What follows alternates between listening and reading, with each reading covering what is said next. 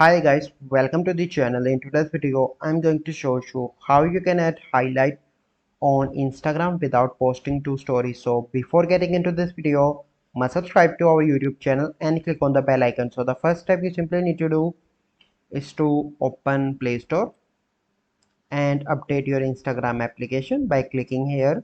So once you've done that, you simply need to come back and open Instagram application and click on the plus icon in the bottom, and here you need to come on to the story section and click on this gear icon on the top left. Here you can see optional story, click on that option, and here you can see hide story from, click on that option, and here you need to select your mutual friends from whom you want to hide your story like this. Okay, then you need to go back and post a story. Okay, so once you've done that, and after 24 hours you have an option you can add into highlight, and your close friends or from whom you want to hide, you can easily do that. So this is the only method possible. So I hope you find this video helpful.